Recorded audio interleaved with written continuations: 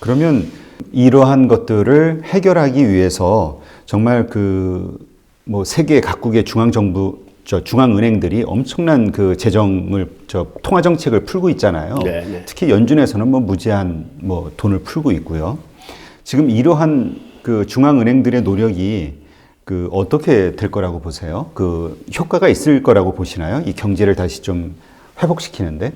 지금의 노력은 현상이 붕괴되지 않으려고 지금 막고 있는 형국이에요. 이거를 부양시키지는 못할 겁니다. 지금 사실은 엄청난 돈을 풀고 있는데 연준도 그렇고 특히 미국 정부의 그 부양책을 보면 이번에 발표돼서 의회를 통과한 게 2조 2천억 달러인데 이게 어느 정도 큰 돈이냐면 미국 내에서 발행된 달러 총액이 4조 3천억 달러 정도 됩니다. 그리고 그 달러의 60% 이상은 해외에 있어요. 그러니까 미국에 있는 통용되는 달러보다도 더 많은 돈을 지금 풀겠다는 거거든요. 네.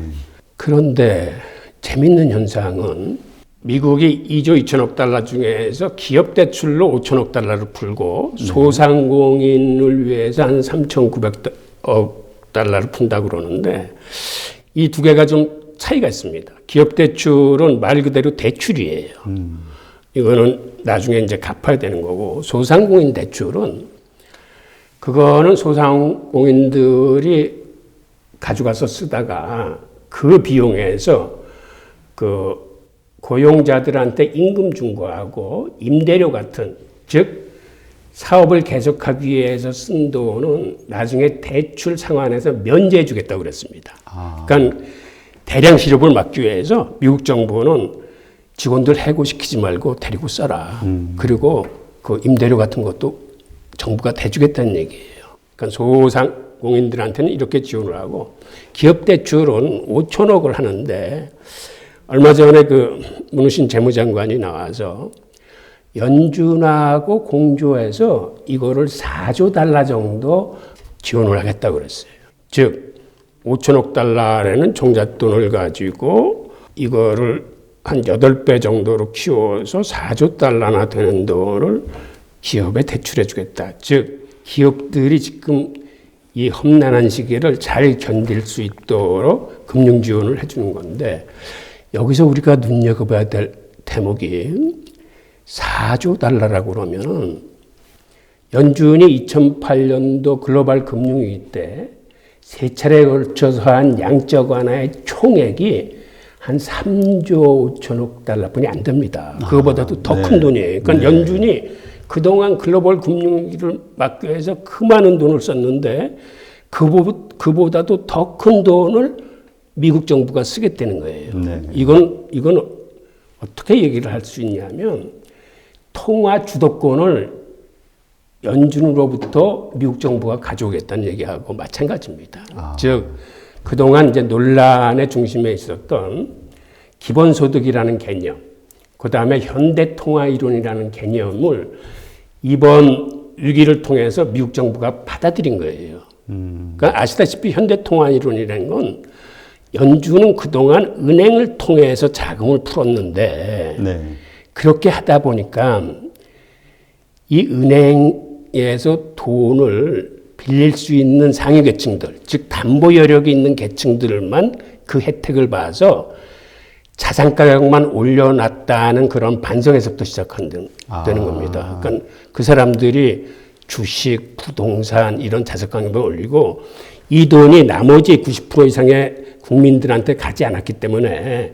국민들은 소비 여력이 없어가지고 소비자 물가는 전혀 오르지 않고 심지어는 디플레이션을 우려할 정도로 쓰였다는 거는 돈이 한쪽으로만 몰려갔다는 거예요. 그래서 사실은 금융가에서도 그거를 이제 반성하기 시작하는 겁니다. 그동안의 양적 완화라는 게 사실 있는 자들을 위해서 이게 혜택이 갔지 실질적으로 우리가 경제를 못 살리지 않았느냐 하는 이런 반성에서 이번에는 사실 양적 완화가 아니에요. 양적 완화는 그 국채나 그 모기지나 이런 것들을 막 매입해줘서 돈을 푸는 건데 이번에는 사실은 대출입니다. 그러니까는 이거는 대출이라는 건 다시 갚아야 되기 때문에 위기 때 일시적으로 많은 돈을 풀지만 이거는 거의 다 환수하겠다는 의미가 있는 거예요. 그래서 이제는 기존의 양적 완화라는 개념은 이제는 금융권이건 정치권이건 그렇게 쓰기가 힘들 겁니다. 그런 뜻이 좀 있죠. 아, 그렇군요. 그 연준의 그 FRB 의장이 사실은 금융의 대통령, 세계의 대통령이었잖아요. 모든 어려운 나라들이나 아니면 어려운 상황에 빠진 그 기업들이나 나라들은 전부 거기 입만 쳐다보고 뭔가 대책 나올 거를. 근데 그럼 이제 앞으로는 이제 연준 의장보다는 대통령에게 더 우리가 그 많은 그 이런 어떤 해결과 관련된 이야기들이 나올 거라고 예상해야 되는 건가요? 그렇죠. 이제는 통화 정책은 사실은 이제 와서는 별 무기를 갖지 못해요. 제로금리인데다가 그동안에 양적 완화로 돈이 많이 풀렸는데 이번 위기는 그런 식으로 돈을 풀어서 해결될 수 없기 때문에 사실은 통화 정책 쪽에서는 무기를 다 쓴 거나 마찬가지예요. 위기가 닥쳐도 이제는 그렇게 쓸만한 무기가 없습니다. 연준 자체는요? 예. 그러니까 회사채를 사주는 정도. 그다음에 회사채도 투자 적격 업체만 사줍니다. 그러니까 투자 부적격 업체, 즉 지금 유가 때문에 큰일을 당하고 있는 세일 업체 채권들은 사실은 BBB 이하 정크본드이기 때문에 그런 것까지는 못 사주거든요. 그러니까 그런 쪽에서 얼마든지 문제가 터질 소지가 있는 거죠. 그러다 보니까 지금 이 위기를 가라앉힐 수 있는 거는 재정 정책이에요. 그래서 미국이 재정 정책에다 그렇게 힘을 쏟고 그렇게 엄청난 돈을 지금 쏟아붓고 있는 겁니다. 지금 예상대로라면 2조 2천억 달러 플러스 그중에 5천억 달러가 연준과 공조를 해서 4조로 패키지 대출을 하기 때문에 결국은 도합 5조 7천억 달러를 쓰겠다는 거예요. 미국 정부가.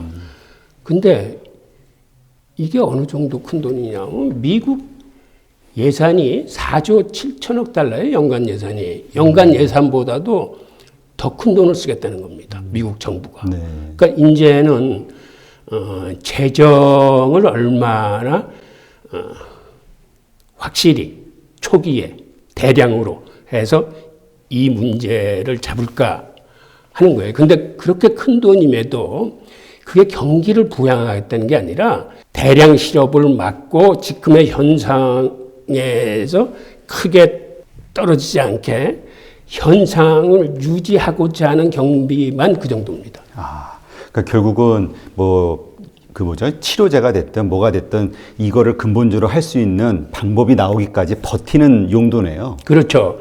요번 사실은 처음에는 경기 부양책도 집어넣으려고 그랬는데 그 미국 의 민주당에서 그거는 허락을 안 했어요. 그러니까 현상을 막는 데 충실해야지 이걸로 해서 경기를 부양시켜서 이 대선이나 이런 데 유리하게 가려고 하는 건 이거는 정략적이니까 그런 거는 안 된다 해서 막은 게 이 정도입니다. 그래서 이번에 그 미국에서 1인당 국민들에게 그 뭐죠? 1,000달러인가요? 예, 성인 1,200달러, 1,200달러. 아동들 500달러씩 네. 해서. 제가 알기로는 4인 기축 한 3,400달러니까는 아직까지는 일회인 것 같고, 그 다음에 지금 1차 이거 위에 미국 정부가 아마 2차를 준비하고 있을 겁니다. 네. 그러니까 이런 기본소득을 준다는 건 사실 이게 약간 그 포퓰리즘이고 사회주의 정책이잖아요. 근데 이제 자본주의의 그 원조격인 이 미국에서 이러한 것들이 벌어지는 거에 대해서 좀 의아함을 가지는 분들도 많더라고요. 예, 맞습니다. 예. 지금 그 정도로 그러니까 사람들이 지금 살기가 어렵다라는, 기본적으로 생계를 유지하기가 어렵다라고 미국에서는 판단하고 있는 건가요? 정부들은? 그렇죠. 예. 그게 그 미국 연준이 그 발표한 그 자료를 봐도 알겠지만 미국 사회에서 소득이 증가하고 있는 계층은 지금 상위 1%뿐이 없어요. 차상위 9%도 현상 유지하고 있고 국민 90%는 소득이 점점 줄고 있습니다. 그게 아마 그 여기 자료에 어디 나와 있을 텐데, 예, 이게 이 자료인데 맨 밑에 있는 이 선이 상위 1%예요. 그러니까 네. 우상향으로 올라가고 있는 거는 상위 1%뿐이 없습니다. 그다음에 요거는 차상위 9%인데 보시다시피 이거는 현상 유지를 하고 있고 맨 위에 그래프가 국민들 90%의 그 소득인데 이건 보시다시피 매년 해가 갈수록 소득이 줄어들고 있어요. 이 자료를 이건 민간 연구에서 발표한 게 아니라 미국 연준에서 2017년에 발표한 자료예요. 네. 이게 지금 연준이 3년마다 한 번씩 발표하는데 2014년에 발표했을 때는 상위 3%가 소득이 올라가는 걸로 됐었는데 그 후 3년 후에 발표한 자료를 보니까 상위 1%만 올라가고 있더라고요. 예. 그러니까 이게 소득의 양극화가 엄청나게 심해진다는 거잖아요. 미국조차도. 예. 한국도 마찬가지일 거고요. 맞습니다. 한국이 미국 다음으로 이 소득 불평등과 부의 편중이 지금 심한 걸로 나와 있어요. 네. 그러면 이제 이 코로나라는 이 사태 때문에 그 연준이 이제까지 누려왔던 여러 가지 그런 그 통화 정책의 어떤 대북격 그 역할들이 이제는 미국 정부로 이제 옮겨갔다라고 이제 교수님은 판단하시는 건가요? 아니, 옮겨갔다는 아니고 네. 일종의 지금의 이제 부양책이 시험장이 되는 겁니다. 이것을 통해서 그러면 그 계속해서 뭔가 바뀌어져 나가는 시발점이라고 보시는 건가요? 그렇죠. 예.